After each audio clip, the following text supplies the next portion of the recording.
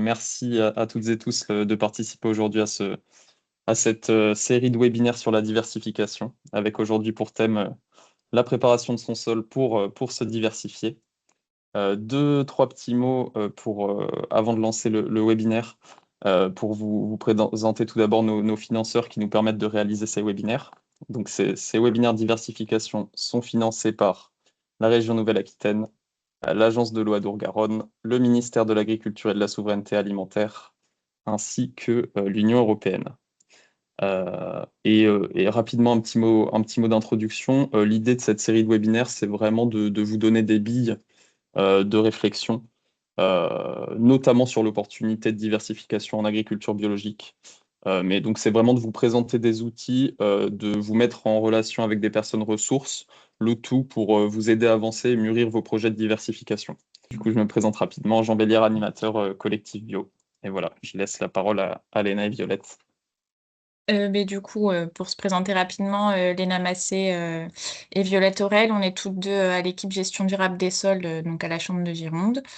Et voilà, on va vous parler aujourd'hui un petit peu des éléments à prendre en compte dans un projet de diversification vis-à-vis des sols. Donc, le programme un petit peu de ce webinaire, il va se découper en trois parties, avec une première partie où on va reprendre un petit peu la notion de potentiel agronomique du sol, donc comment le caractériser, quels indicateurs et quels outils permettent cette caractérisation. Ensuite, on va parler un petit peu des opérations pour restaurer les sols suite à cette caractérisation du potentiel agronomique. Et ensuite, il y aura une dernière partie sur le cuivre dans les sols et voilà, les contraintes ou non qu'on peut avoir vis-à-vis de ça dans un projet de diversification. Donc, pour commencer, concernant le potentiel agronomique du sol, donc qu'est-ce qu'on entend par potentiel agronomique? On parle de la capacité en fait du sol à soutenir la production agricole. Donc, ça repose en fait en partie sur ce qu'on appelle la fertilité du sol, mais aussi sur un aspect de relation entre le sol et l'eau, mais aussi le climat et la topographie. Et quand on parle de fertilité des sols, on parle en fait de trois piliers qui sont la fertilité physique, la fertilité chimique et la fertilité biologique du sol. La fertilité physique, c'est en fait tout ce qui va concerner la texture et la structure du sol.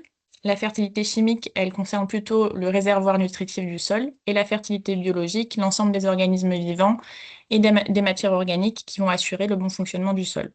Ces trois piliers, ils fonctionnent conjointement et il faut les maintenir en fait pour assurer le bon fonctionnement du sol sur le long terme.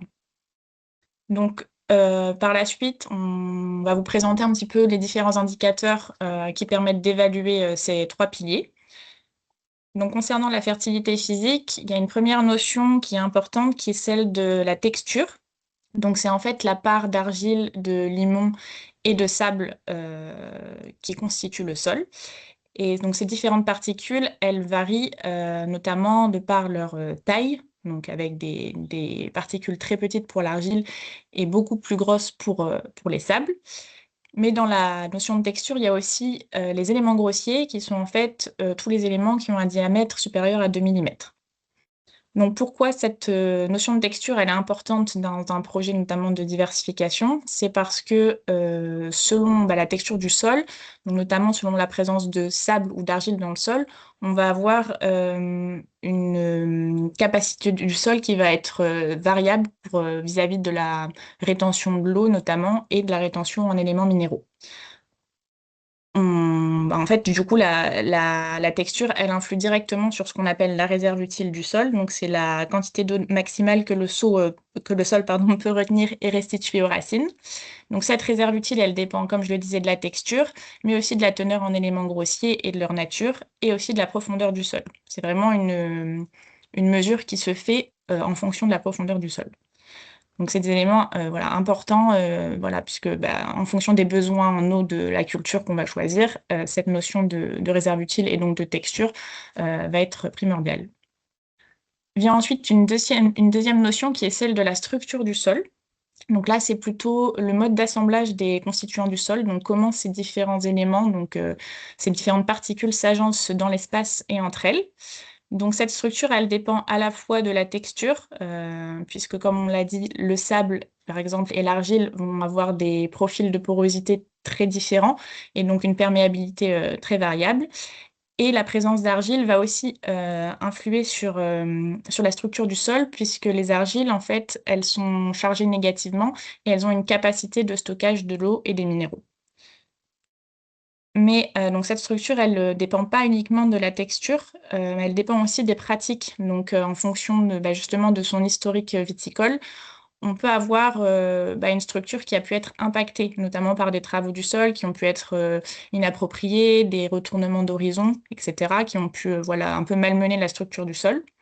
Si au contraire, on a eu plutôt des pratiques de couverture du sol ou d'apport d'amendement, il y a de fortes chances que la structure du sol soit un petit peu meilleure dans ces cas-là, puisqu'on a pu entretenir notamment le stock de matière organique qui est très important dans la structuration du sol.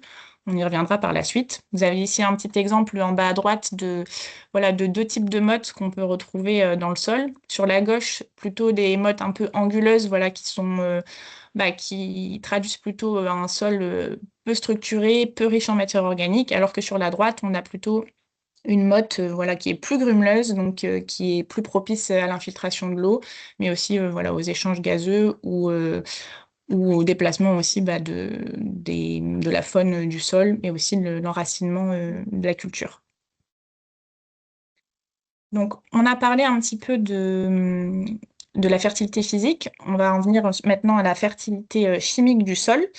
Donc, ça correspond en fait au réservoir nutritif du sol, qui correspond en fait au complexe argilo-humique. Donc, le complexe argilo-humique, c'est une structure dans le sol qui est composée à la fois d'argile et d'humus. Donc, les argiles sont chargées négativement, tout comme l'humus. L'humus, c'est une matière organique qui est stable dans le sol. Et ces deux composés, donc argile et humus, sont liés entre elles via des cations. Et le tout forme ce qu'on appelle donc le complexe argilo-humique. Ce complexe, il permet en fait d'éviter la dispersion des argiles, qui est retenue du coup par l'humus, et ça permet aussi en fait d'éviter que l'humus se soit minéralisé trop rapidement, et donc ça permet de conserver la matière organique dans le sol et de structurer le sol. Et c'est aussi du coup la source d'éléments nutritifs pour la culture via ces cations disponibles pour la plante. Donc concrètement, quand on parle de complexe argilo-humique, il y a un indicateur important qu'on peut évaluer, notamment quand on fait une analyse de sol, c'est la capacité d'échange cationique qui va permettre en fait de mesurer la taille de ce réservoir nutritif. C'est en fait pardon, tu peux passer. La quantité de charges négatives qui sont dans le sol et qui vont pouvoir en fait capter justement ces cations.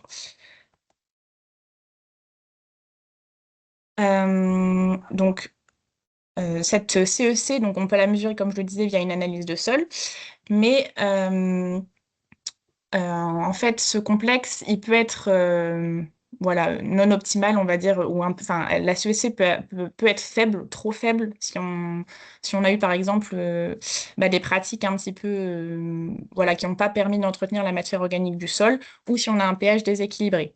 Dans ce cas-là, en fait, les cations vont avoir tendance à être lessivés et être remplacés par des ions H+, qui vont prendre la place de ces cations sur le complexe argilo-humique et ça va engendrer une perte d'accessibilité aux minéraux pour la plante. Donc on en vient donc à un autre indicateur, puisque je vous en ai parlé un petit peu rapidement, c'est le pH. Donc si ce pH est déséquilibré, comme on l'a vu, il peut entraîner un lessivage des cations. Donc concrètement, quand on parle de pH, on parle en fait de l'acidité du sol, qui peut être mesurée via des analyses de sol. Donc en général, on a deux types de mesures, on a le pH KCl et le pH eau, sachant que pour la plupart des cultures, un pH optimal va se situer entre 6 et 6,5.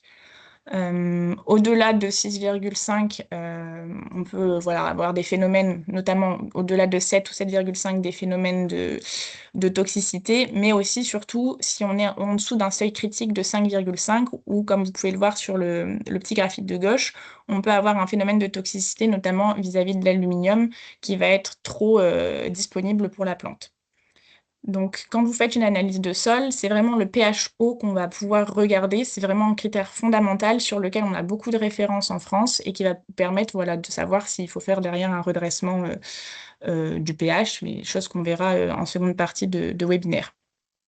Donc ce pH, comme on l'a vu, il conditionne l'accès aux réservoirs nutritifs, puisque ben, s'il y a trop d'ions H+, ils peuvent remplacer les cations sur le complexe argilo-humique.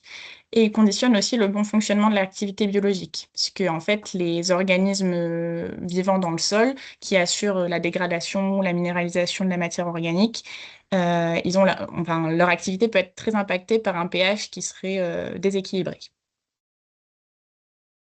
Donc, voilà, si on a un pH déséquilibré, notamment un phénomène d'acidification, il y a différentes causes à ça. Ça peut être un processus naturel, puisque bah, la roche-mère peut se dissoudre et voilà, entraîner une acidification du sol. Mais on peut aussi avoir une acidification qui va être accentuée par certaines pratiques, notamment en viticulture, comme l'utilisation d'engrais ammoniacaux ou de soufre.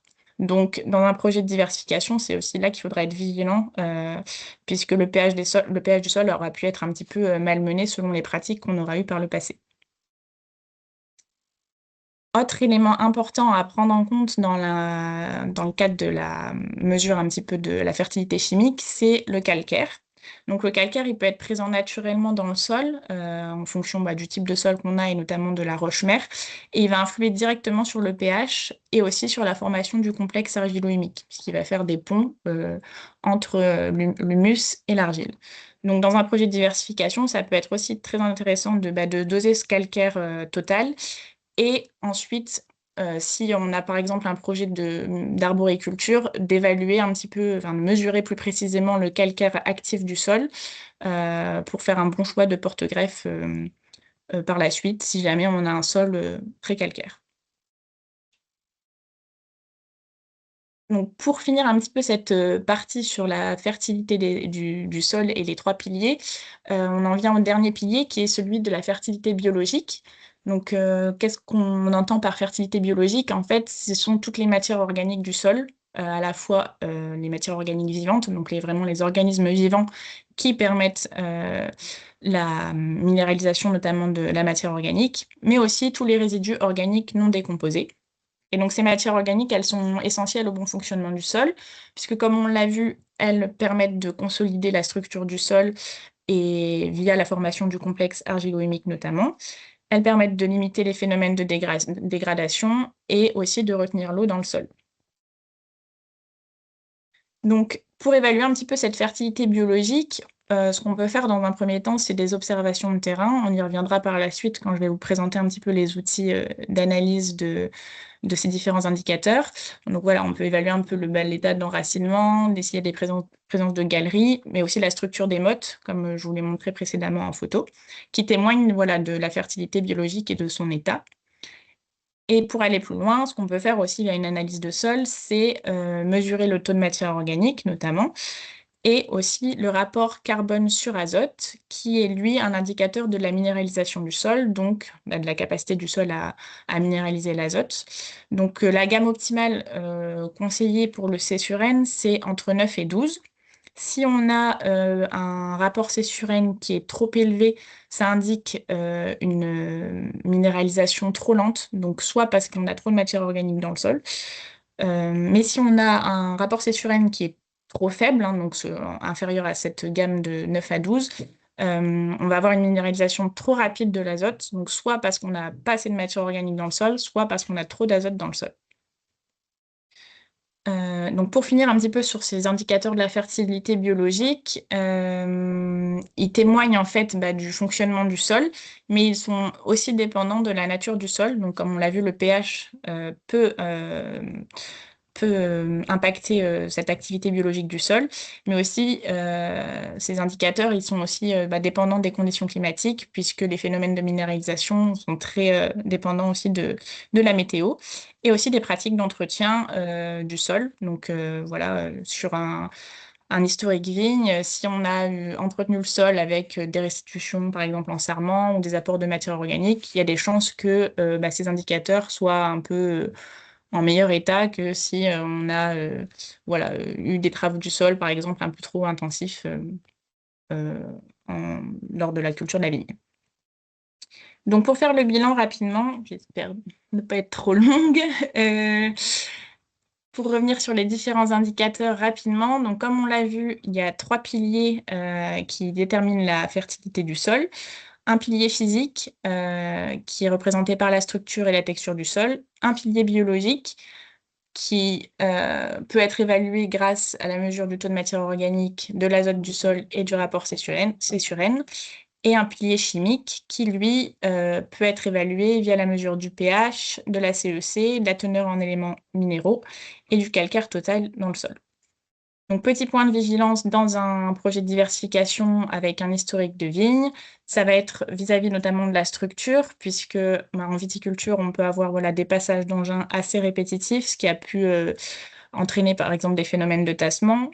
Les sols viticoles ont aussi tendance à avoir des taux de matière organique assez faibles, donc il faudra aussi être vigilant vis-à-vis de la matière organique et aussi vis-à-vis du pH et de la CEC, puisqu'on peut avoir des sols qui ont tendance aussi à s'acidifier en viticulture. Et la plupart des cultures ont aussi des besoins en éléments minéraux qui sont plus importants que la vigne, donc il faudra aussi être vigilant vis-à-vis de ces indicateurs de CEC et de teneur en éléments minéraux. Et dernier point de vigilance, c'est vis-à-vis de la texture et la présence d'éléments grossiers qui déterminent donc la réserve utile. C'est vraiment aussi des indicateurs auxquels il faudra faire très attention en fonction des choix qu'on va faire de culture derrière et des besoins en eau de la culture choisie. Donc voilà pour cette première partie indicateur. Et pour finir un peu, l'objectif c'est de vous présenter les outils et les méthodes justement pour évaluer ces indicateurs. Donc ce qu'on peut faire de manière assez simple avant arrachage de la vigne, donc si elle n'est pas encore arrachée, c'est de faire des observations directement sur la vigne et sur la parcelle, notamment des observations de la flore adventice. Puisque ces observations, elles peuvent déjà montrer des premiers indices vis-à-vis du fonctionnement du sol. Si on constate des manques de vigueur, un faible rendement, mais aussi des hétérogénéités parcellaires ou des symptômes de carence ou de toxicité sur la vigne, ça peut être des premiers signes d'un mauvais fonctionnement, notamment par exemple du pilier chimique de la fertilité des sols. Avec un petit exemple en bas à gauche d'une chlorose ferrique sur un Cabernet Sauvignon, et en bas à droite d'une flore comme le rumex petite oseille qui peut témoigner d'un sol un petit peu trop acide. Pour vous aider à ça, dans l'équipe, on a développé un outil qui s'appelle Decisol Flore. Vous pouvez le retrouver grâce au QR code sur la diapo, qui permet de vous accompagner sur la reconnaissance de la flore des vignobles, qui peut être un peu indicatrice du fonctionnement du sol. Deuxième type d'outils à votre disposition, ça va être tout ce qui est test bêche, fosse pédologique, donc vraiment creuser dans le sol pour à la fois observer les horizons, évaluer le taux d'éléments grossiers dont on a parlé qui joue directement sur la réserve utile du sol, estimer un peu l'état de la structure du sol, sa compacité, sa porosité, observer aussi des phénomènes d'hydromorphie et mesurer un petit peu la profondeur du sol. Donc tout ça, ce sera aussi des indicateurs de comment le sol se comporte vis-à-vis de l'eau. Et aussi évaluer l'activité biologique, notamment l'enracinement. Donc tous ces éléments, c'est vraiment des observations de terrain qui permettent de prendre en compte la réalité sur la parcelle, chose qu'on ne peut pas faire avec une simple analyse de sol. Donc c'est vraiment des observations et des outils qui sont complémentaires à une analyse de sol. Donc pour vous aider, pareil, on a développé un outil qui s'appelle Decisol Profil que vous pouvez retrouver grâce au QR code qui permet en fait de mettre en place différents tests pour évaluer un petit peu la qualité d'un sol sur une micro-fosse de 25 cm de profondeur. Ce qu'on recommande en général, c'est de faire à peu près 5 fosses par hectare en fonction des observations qu'on aura fait à la parcelle et des hétérogénéités potentielles. Et enfin, dernier type d'outil, c'est l'analyse de terre. Donc ça reprend vraiment tous les indicateurs qu'on a vus en première partie, pH, CEC, taux de matière organique, rapport C/N, etc. Et c'est vraiment complémentaire de l'observation de terrain que vous pouvez faire et dont on a parlé précédemment. Pareil, on recommande plutôt 5 sondages par hectare et à faire varier en fonction des hétérogénéités parcellaires qu'on a pu observer. Donc pour conclure sur cette partie, un petit tableau pour vous représenter vraiment les différents indicateurs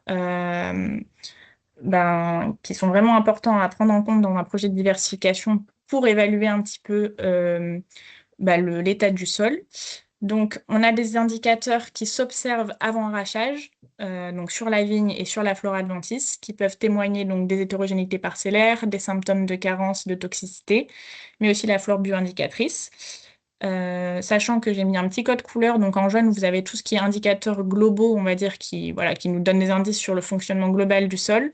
En bleu, plutôt les indicateurs de la fertilité chimique. En vert, ceux de la fertilité biologique. Et en orange-rouge, les indicateurs de la fertilité physique. Ensuite, comme on l'a vu, un deuxième type d'outils, donc les fosses pédologiques, qui permettent, elles, de faire un peu l'état du sol vis-à-vis de sa structure, de sa fertilité biologique, notamment de l'enracinement, la présence de galeries. On peut aussi évaluer l'épaisseur du sol et les différents horizons grâce aux fosses, mais aussi les phénomènes d'hydromorphie. Et enfin, on peut évaluer aussi le taux d'éléments grossiers et leur nature. Et enfin, donc le dernier outil, c'est l'analyse de sol. Ça permet d'avoir des indicateurs chiffrés. Oula, pardon, c'était pas volontaire. Notamment donc la texture du sol, le taux de matière organique, l'azote dans le sol et le rapport C/N. Et enfin, 3 indicateurs de fertilité chimique qui sont le pH, la capacité d'échange cationique et le calcaire total. Voilà pour cette partie. Donc, mais s'il y a des questions dans le chat ou je ne sais pas si les gens peuvent parler par le micro, Jean, mais voilà, je suis tout oui. Ouais, pas de questions dans le chat a priori, mais vous pouvez débloquer vos micros si vous souhaitez poser des questions. N'hésitez pas. Ah, est-ce qu'on aura un petit support résumé? Oui, en tout cas, vous aurez un lien vers la... Enfin, on vous fera suivre la présentation et le webinaire est enregistré. Donc, vous pourrez revisionner tout ça un peu à tête reposée, peut-être ça. Oui, c'était un petit peu dense Ça fait et beaucoup d'infos. sachant que, bon, après, il y a les outils dont on vous a parlé aussi, qui sont pas non plus exhaustifs, hein. Quand on parle d'analyse de sol, c'est un petit peu plus complexe que ce qu'on présente dans les outils avec les petits QR codes. Mais en tout cas, vous avez un outil DeciSol Profil qui permet quand même, voilà, de rebalayer un petit peu les différents piliers de la fertilité et les différents indicateurs et ce qu'on peut voir sur le terrain pour évaluer le potentiel agronomique de la parcelle. Est-ce qu'il y a d'autres questions? N'hésitez pas, je vois qu'Aurélien est en train d'écrire dans le chat. Ouais. Alors, quel type de culture pour redonner de la vie sur ces parcelles? Je vais peut-être en parler dans la deuxième Ouais. partie, Ouais. ça fera partie des pistes qu'on va évoquer dans la deuxième partie. Donc, Oui. Bon, peut-être, je pense que s'il y a encore la question par la suite, je pourrais répondre, il n'y a pas de souci. Disons ouais, que tout ce qui concerne plutôt les leviers à mettre en place, Violette va les aborder après. S'il n'y a pas d'autres questions, on va peut-être passer à la suite. N'hésitez pas, hein, s'il y a des questions sur la partie que vient de présenter Léna qui vous viennent ensuite à les poser, il n'y a pas de problème. Violette, on te laisse la parole. Donc effectivement, je vais passer à la partie plutôt opérationnelle sur les opérations d'entretien du sol entre un arrachage de vigne et l'implantation d'une future production. Pour rebalayer rapidement, c'est ce que Léna vient de vous expliquer. On a un précédent vigne qui peut occasionner des petites problématiques sur les sols en termes d'appauvrissement de ces ressources-là. En lien avec les nombreux passages qui ont pu occasionner du tassement, de l'érosion et potentiellement réduire les ressources minérales du sol. Donc là, ce qu'on va voir, c'est comment préparer le sol pour la future production. pour restaurer ces différents piliers de fertilité et remettre à l'équilibre les sols avant de mettre en place une nouvelle culture.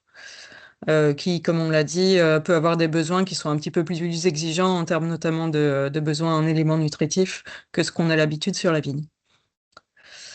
Donc, entre arrachage et implantation d'une future culture, on va avoir plusieurs opérations qui sont successives dans le temps, entre la dernière vendange et puis l'implantation de la future culture, qui sont pour commencer l'arrachage, et on va faire un petit point sur les bonnes pratiques à mettre en place. L'étude de sol, donc, qui correspond en fait à ce que Léna vient de vous présenter. C'est aussi le moment pour faire des aménagements de la parcelle. Donc, je vais aussi redétailler qu'est-ce que j'entends par aménagement parcellaire. Et enfin, on va pouvoir mettre en place des bonnes pratiques pour restaurer la fertilité, donc que ce soit de la décompaction, du cholage, des apports organiques et effectivement le repos, la mise en culture du sol pour réactiver un bon fonctionnement du sol. Donc, je vais détailler tout ça. On va tout mettre. Oui, on va tout mettre. Donc, je rentre pas dans le détail des étapes de l'arrachage de la vigne, mais plutôt pour rappeler quelques bonnes pratiques pour éviter d'avoir des problématiques par la suite. Donc, les étapes de l'arrachage, elles vont enfin, on va avoir une préférence pour le faire sur un sol qui soit ressuyé, ni trop humide et ni trop sec, pour pouvoir avoir une bonne qualité d'arrachage. Et un des enjeux, ça va aussi être de supprimer le maximum de racines pour éviter les repousses de porte-greffes. Donc ça, c'est le cas en particulier si on envisage une future culture pérenne pour laquelle on ne va pas souvent travailler les sols, que ce soit de l'arboriculture avec une couverture permanente ou des prairies permanentes, en tout cas des cultures pour lesquelles on ne va pas être amené à retravailler le sol, ce qui va potentiellement laisser des problèmes de repousse. Une des pratiques pour limiter ça, si on n'est pas en bio, ça peut être la dévitalisation qui a lieu juste après vendange. Donc, c'est recommandé en fait uniquement dans les conditions que je viens de dire si on envisage plutôt une culture pérenne. Et un autre point, c'est lors de l'arrachage, suite à l'arrachage, d'éviter les labours trop profonds qui en fait peuvent occasionner des retournements d'horizon et potentiellement enfouir la matière organique dans des horizons plus profonds. Je vais aussi y revenir, je pense. Donc, une fois qu'on a arraché notre parcelle, je ne rentre pas dans le détail, mais c'est l'étude agronomique que vient de présenter Léna. Donc là aussi, s'il y a des questions, on pourra y revenir. Ensuite, une opération, enfin une étape importante avant de remettre en culture notre sol, ça va être de redélimiter notre parcelle et éventuellement de mettre en place des aménagements qui vont être importants pour soutenir la future culture. Donc, si on a relevé qu'on avait une hétérogénéité dans notre parcelle, on va être potentiellement amené à redélimiter notre parcellaire pour avoir des unités culturelles qui soient homogènes entre elles, le plus homogènes possible. Donc ça, c'est quelque chose qu'on va pouvoir détecter justement en faisant des sondes, des fosses avec 5 sondages par hectare, comme disait Léna tout à l'heure, pour bien délimiter nos zones. Un autre point concerne l'assainissement hydrique et l'évacuation des eaux ou la retenue des eaux. Si on relève qu'on a par exemple des zones avec de l'hydromorphie, avec des excès d'eau qui sont significatifs, on va pouvoir réaménager nos fossés si on voit qu'ils sont pas suffisants ou les remettre en état si on voit qu'ils ont été un peu bouchés. Mettre en place éventuellement des retenues ou des mares si ça s'y prête. Et s'il y a besoin aussi, remettre en place du drainage si on voit qu'on a un excès d'eau significatif. Enfin, un autre type d'aménagement, c'est l'intégration de zones arborées et de zones enherbées. Donc là aussi, comme on est entre deux cultures, c'est une période propice pour mettre en place ce type d'aménagement qui peuvent du coup avoir un intérêt pour, par exemple, faire brise-vent ou avoir, dans le cas des haies, capter du carbone, avoir une ressource en matière organique qui soit complémentaire. Donc les zones arborées, ça va constituer dans des haies, des arbres isolés, des bosquets, différents aménagements d'arbres. Et concernant les zones enherbées, ça peut être des bandes enherbées, des tournières ou voilà, des zones de passage d'engins, également des jachères. qui vont toutes les deux avoir un intérêt un intérêt écologique en fait pour capter de la ressource en matière organique et puis aussi en diversité biologique. Prochaine opération du coup à mettre en place. Donc là, on rentre plus dans la phase restauration des sols. Notre sol peut être limité en termes de porosité, donc sur des sols relativement tassés, on recommande de faire un décompactage avant de mettre en place une nouvelle culture. Donc l'objectif, c'est d'améliorer la porosité, c'est de favoriser l'infiltration de l'eau et l'aération des sols, comme on disait que c'était important pour favoriser un bon fonctionnement en termes de vie des sols, en termes d'échange gazeux et échange d'eau et de faciliter le développement du système racinaire. Donc, selon la future culture, évidemment, les systèmes racinaires ne seront pas les mêmes, ils seront plus ou moins profonds. En revanche, on va quand même essayer d'avoir un décompactage suffisamment profond. Étant donné le précédent vigne, il vaut mieux passer un bon coup à ce moment-là et que l'eau puisse bien être drainée comme il faut. Donc, il existe plusieurs types d'outils. Tout ce qui est outils plutôt type sous-soleuse, décompacteur ou ripper, qui vont en fait permettre d'avoir un travail plutôt vertical et casser la semelle, faire une fracturation en profondeur. Donc, c'est la photo que vous avez à droite.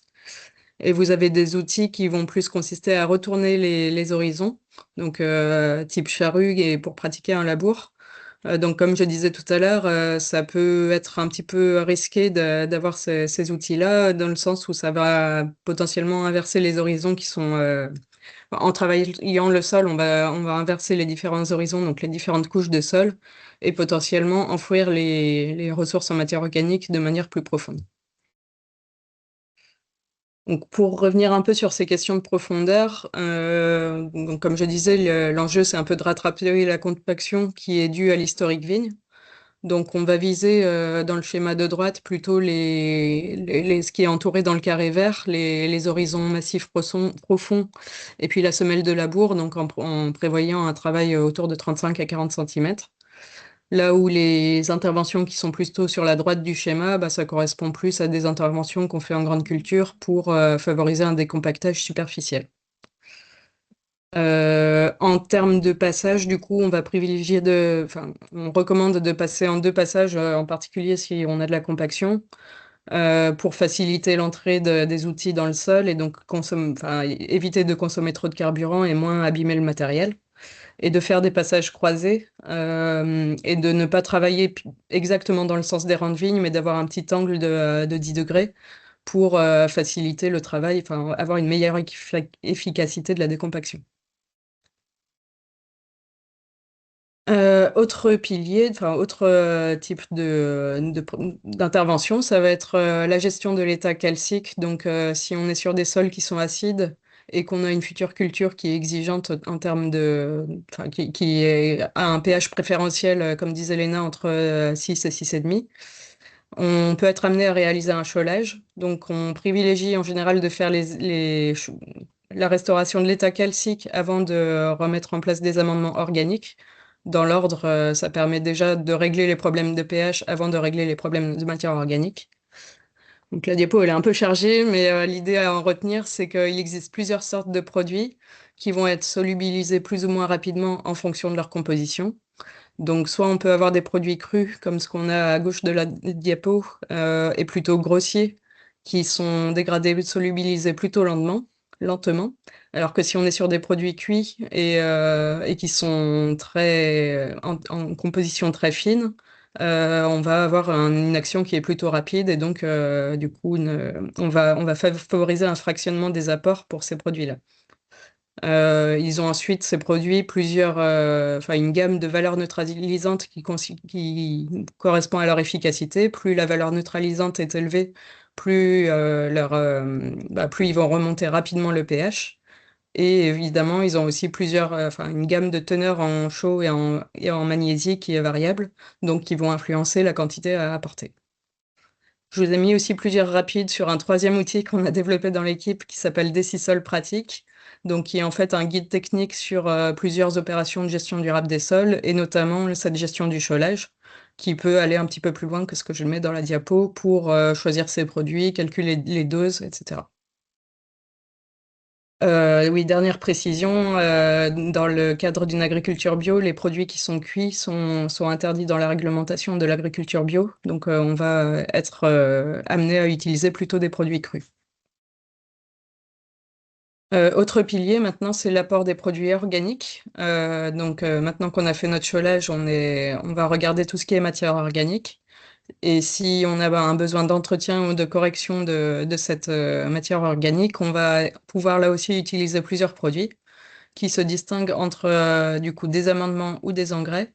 Les amendements ont plutôt pour objectif de structurer le sol. Donc c'est des produits qui vont qui vont être chargés en carbone, qui vont être riches en humus plutôt, qui vont avoir un effet sur la structure du sol, par opposition aux engrais qui eux, ont à vocation de nourrir une plante, nourrir une culture, donc d'apporter rapidement des éléments nutritifs, notamment les éléments azotés, et avoir plutôt un effet fertilisant.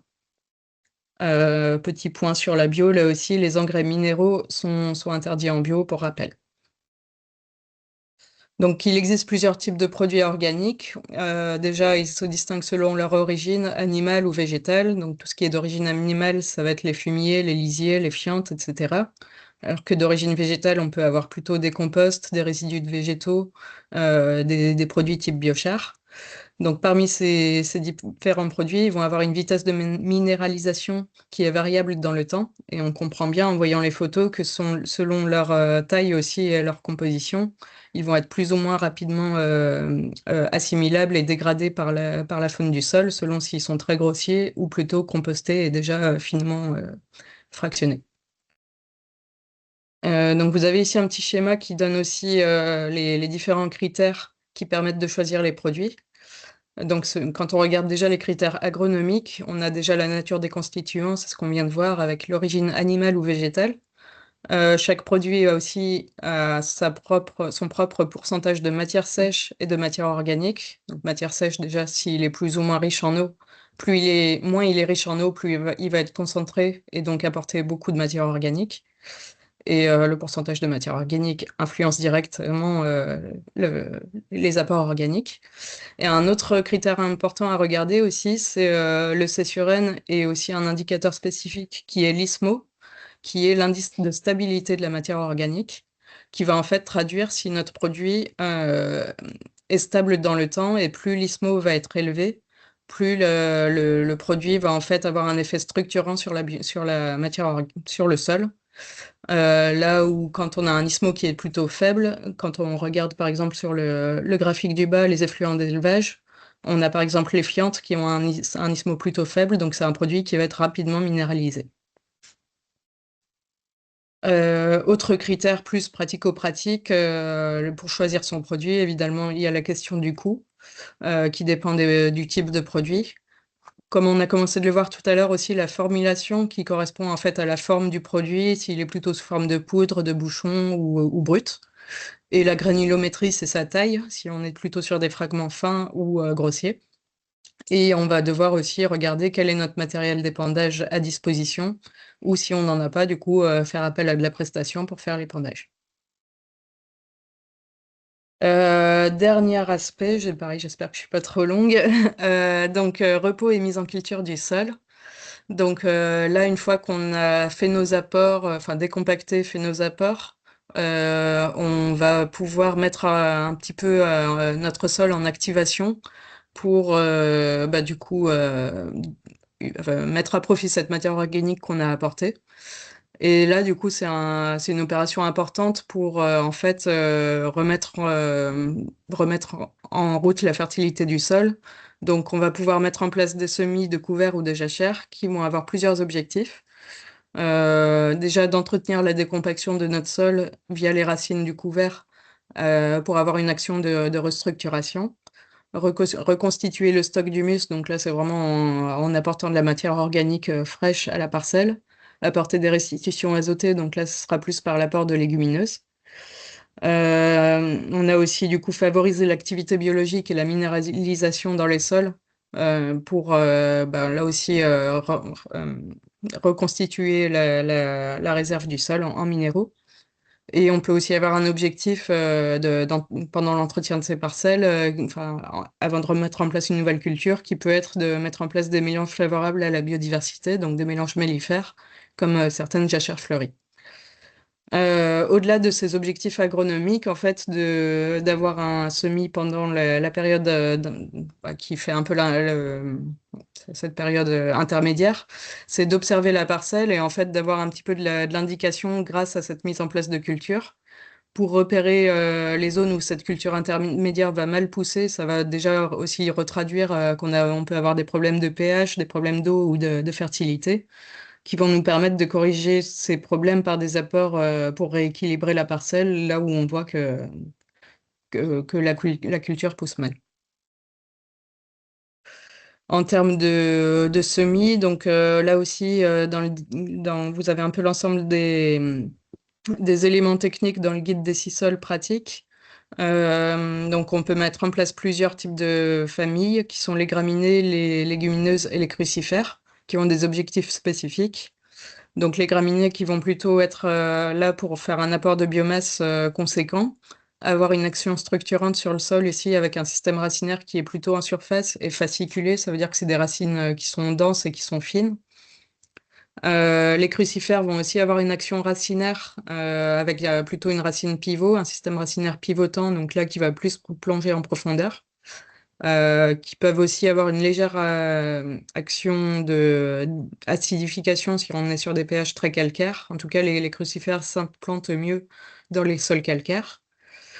Et les légumineuses, elles, ont plutôt un rôle d'apport azoté parce qu'elles vont fixer l'azote atmosphérique en association avec une bactérie qui s'appelle Rhizobium. Et du coup, cette fixation d'azote va aussi avoir permettre un apport d'azote au niveau du sol. Et les légumineuses, selon les espèces, certaines ont un aspect couvrant pour bien couvrir les sols et limiter les adventices. Voilà. Et du coup, j'ai terminé là-dessus. Donc, s'il y a des questions un peu spécifiques pour aller plus loin sur certains points, c'est le moment.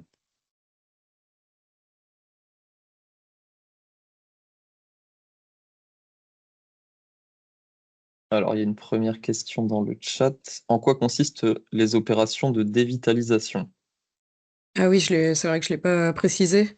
C'est un apport de glyphosate au moment de l'arrachage de la vigne sur une plante encore en place, sur une vigne encore en place. Alors voilà, je ne saurais pas me dire plus en termes de dosage, etc., comment on le pratique, mais en tout cas, c'est cette pratique-là. D'où le fait qu'effectivement, c'est pas réalisable en agriculture bio. Est-ce qu'il y a d'autres questions? N'hésitez pas.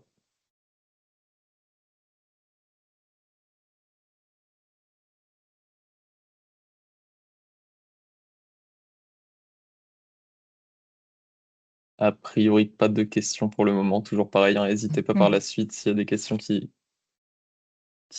vous viennent en tête. On va pouvoir passer à la dernière partie sur le cuivre.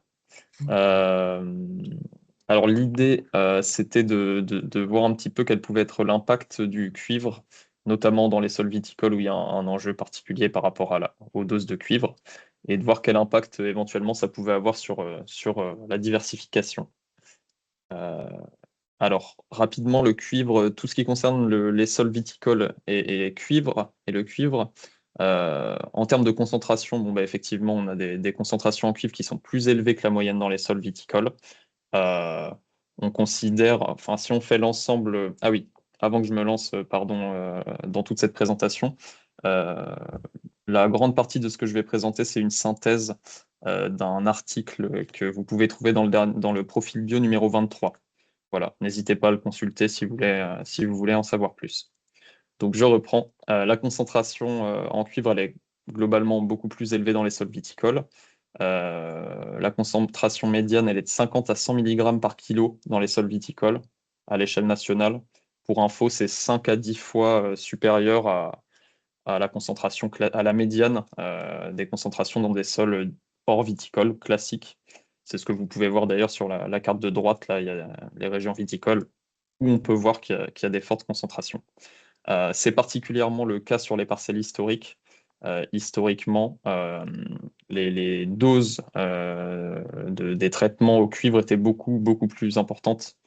Là où aujourd'hui, par exemple, en bio, on est limité en lissant, mais limité à 4 kg hectares et par an. À l'époque, fut un temps en tout cas, certains traitements uniques pouvaient atteindre ces doses-là. Donc on n'était pas du tout sur les mêmes dosages historiquement. À noter que le cuivre s'accumule principalement dans les horizons de surface. En effet, il a une forte affinité avec la matière organique, et donc il va avoir tendance à se fixer à cette matière organique en surface. Ouais, super, merci beaucoup. Ces excès de cuivre, ils peuvent générer de l'écotoxicité pour certaines cultures. Pour autant, à l'heure actuelle, il n'y a pas énormément d'exemples d'écotoxicité qui ont été démontrés, mais néanmoins, il y en a quelques-uns. Notamment, un premier exemple, c'est sur des sols sableux, donc à pH, en tout cas à pH ici acide, inférieur à 5 sur du Médoc, où on a observé dans les années 60 des dépérissements de vignes à la plantation.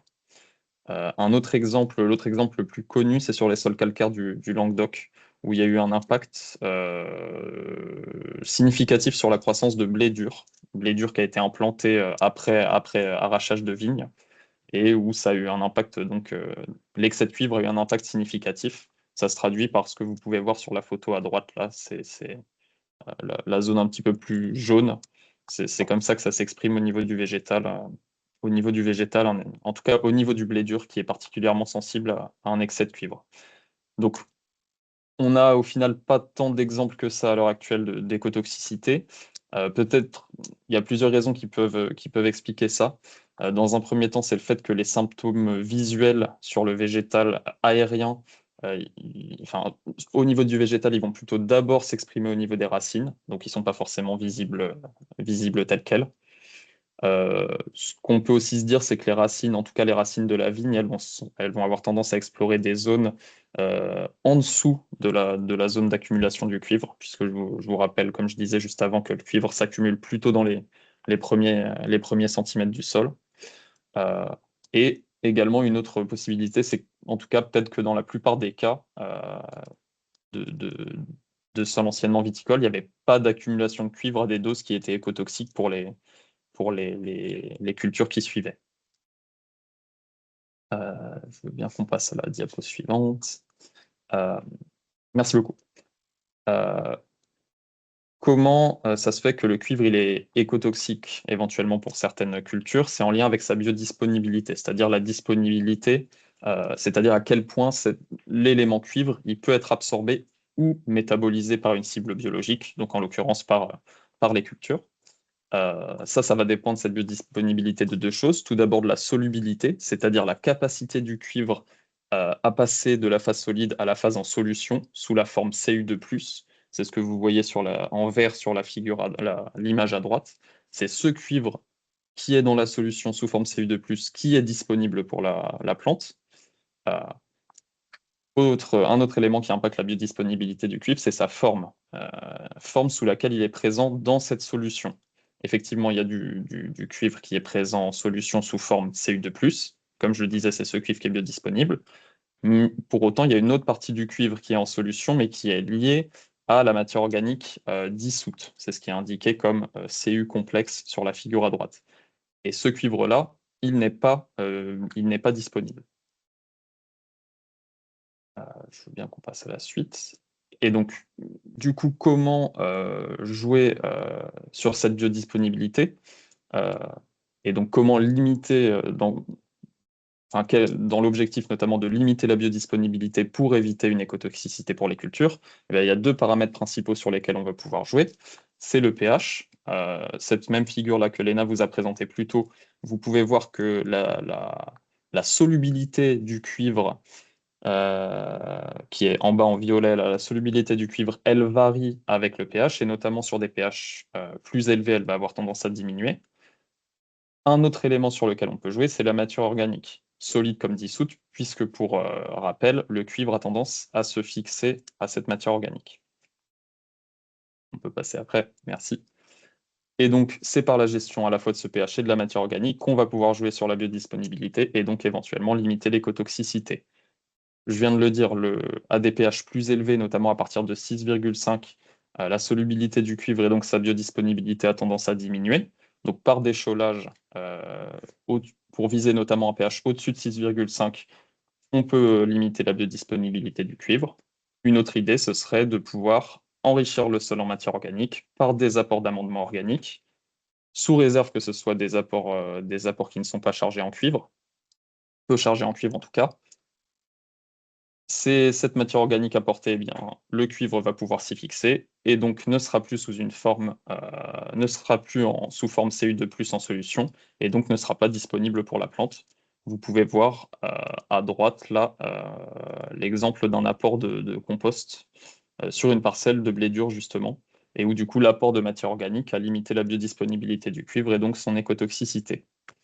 Alors il y a une petite phrase en rouge qui ne devrait pas être là, on peut passer à la diapo suivante. Donc ça, c'était, comment dire, là c'était deux leviers que je vous ai présentés avec pour objectif de limiter la biodisponibilité. Une autre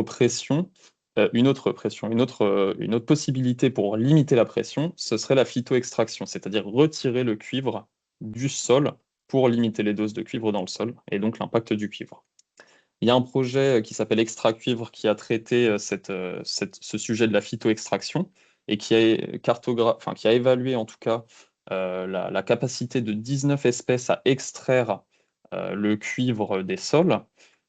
Mais pour autant, à l'heure actuelle, il n'y a pas d'espèces qui ont été identifiées comme particulièrement performantes dans cette phytoextraction. Aucune espèce ne permettait d'extraire plus de 100 mg par kilo de matière sèche, 100 mg par kilo de cuivre, 100 mg de cuivre par kilo de matière sèche dans les organes aériens. Ce que vous pouvez voir à droite là par exemple un graphique où vous avez les quantités de cuivre extraites sur différents mélanges. En fait, en réalité, ce qui a surtout permis d'extraire des plus grandes quantités de cuivre, c'est surtout des couverts qui ont fait plus de biomasse plutôt que des espèces identifiées comme permettant d'extraire particulièrement de cuivre.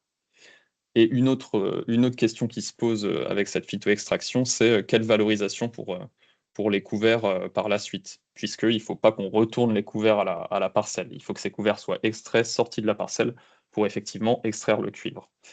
Donc, à l'heure actuelle, la phytoextraction, c'est un levier qui continue d'être travaillé, qui mérite d'être travaillé, mais où, à l'heure actuelle, il n'y a pas particulièrement d'espèces particulièrement performantes qui ont été identifiées. Voilà ce que je pouvais vous dire là-dessus. Est-ce qu'il y a des questions?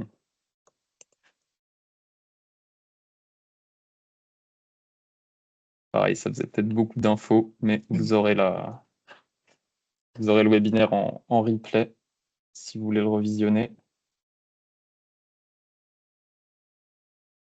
Vous pouvez poser d'autres questions des questions sur les parties précédentes aussi, hein. N'hésitez pas. Il vous reste 5 minutes pour ça. Bonjour, je ne sais pas si vous m'entendez. Oui, très bien. Bonjour. Je m'appelle Florence Parou, je travaille au Château Beaumont à Cussac-Fort-Médoc, en appellation au Médoc. À partir de combien est-ce que vous estimez, je ne sais pas si vous l'avez dit, la phytotoxicité vis-à-vis du cuivre? Alors, ça sera dépendant de la culture qui vient derrière. Bon, alors je ne suis pas spécialiste, mais c'est pas simple de répondre. Comme je disais, il n'y a pas énormément d'exemples où il y a eu de la phytotoxicité avérée au champ. Il y a ces exemples sur les plants sur les plants de vignes dans des pH acides et sur blé dur dans des pH calcaires. Mine de rien, en fait, ça va dépendre de plein de choses, à la fois de la culture. Ça, on n'a pas forcément de référence à l'heure actuelle connue de une liste de tous les seuils de phytotoxicité du cuivre par rapport à des cultures. Et en Ok. plus, ça dépend aussi de paramètres du sol, notamment justement liés à cette fameuse biodisponibilité.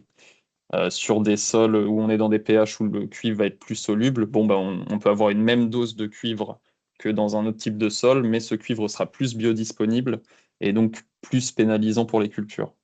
Donc à l'heure actuelle, pas vraiment. Enfin, je pourrais pas sortir de chiffres comme ça. Ok. En tout cas, ce que je peux vous dire, enfin, vous l'avez vu aujourd'hui, c'était une approche assez globale. Il y a pas mal de webinaires qui sont à venir plus spécifiques par rapport à des cultures données. Ce Mhm. sera là aussi l'occasion, durant ces webinaires, de poser des questions un peu plus spécifiques liées à des cultures données, surtout ce qui est enfin, en lien avec les sols et la fertilisation. Ok, super. Voilà, Merci. de rien.